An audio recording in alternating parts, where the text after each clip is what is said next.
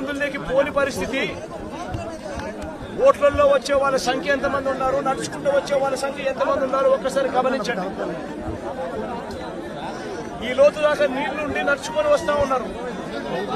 వచ్చిన వాళ్ళు కనీసము ఇక్కడికి వచ్చిన తర్వాత ఎక్కడికి పోవాలన్నా కూడా తెలియదు. ఇక్కడికి వచ్చిన వాళ్ళకు కనీసం రిలీఫ్ క్యాంపులు కూడా లేవు. రిలీఫ్ క్యాంపులకు వీళ్ళని తీసుకుని వెళ్లే కార్యక్రమము లేదు, వీళ్ళకి చెప్పింది లేదు, చేసేది లేదు. రిలీఫ్ క్యాంపులు కూడా లేకుండా ఇక్కడికి వచ్చిన వాళ్ళు ఎక్కడికి పోవాలో తెలియక వాళ్ళ బంధువుల ఇళ్లకు పోతా ఉన్నారు. మందుల్లోకి పోని పరిస్థితి. ఓట్లలో వచ్చే వాళ్ళ సంఖ్య ఎంతమంది ఉన్నారు, నడుచుకుంటూ వచ్చే వాళ్ళ సంఖ్య ఎంతమంది ఉన్నారు ఒక్కసారి గమనించండి.